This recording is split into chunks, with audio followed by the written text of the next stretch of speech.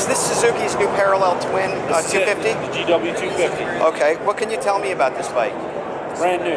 Yes, of course. Well, this is designed styling-wise off the Beacon. Okay.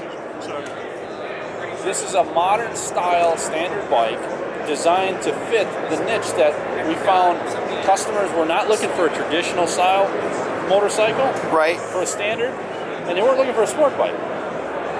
So what we developed was the GW250, giving it a modern, edgy look with the entry-level price and the parallel twin 6-speed engine, giving it a nice long stroke to give it a good mid-range power around 4,000 RPM, which is right where you want to be in the entry-level.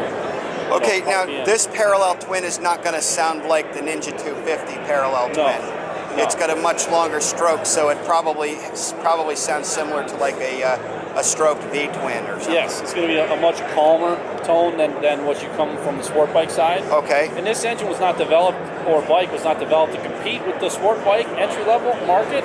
Gotcha. Because there is no bike that has the modern styling that you see here on the GW250, but the horsepower output is 24 horsepower and 16 pounds of torque. Okay, well so that's for pretty high torque. When you compare that to a CBR or the Kawasaki, you're right within the same horsepower zone. Okay. You're equal to the CBR in horsepower and torque. Okay. However, the power delivery, the feel of the GW250 is going to be different because it's designed to be more of that street ability comfort than the sport style. Okay.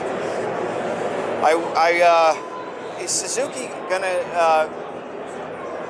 Because it seems like Kawasaki and now Honda have pretty much cornered the 250 sport bike market. We're still looking at it. There's still room in there for sport bikes from Suzuki to get in there. But we're finding right now that, yes, they have that kind of cornered. Honda's taking a big chunk out of Kawasaki's market share with their CBR. I got to tell you, man, it seems like, because with the way things are, economically speaking, I mean, you go from a 250 into a 600, which is supposedly the next logical step. Well, there's the 650s, 650s, and that sort of thing. But with the sport bikes, it seems like when you go from a 250 to a 600, you're going from $4,500 or close to $5,000, and you're almost the 2.5 times that amount of money just to go into the next level.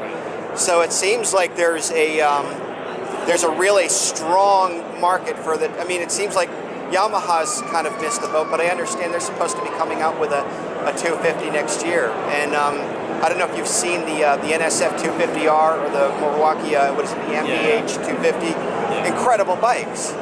Right. You know? But what you just said is important.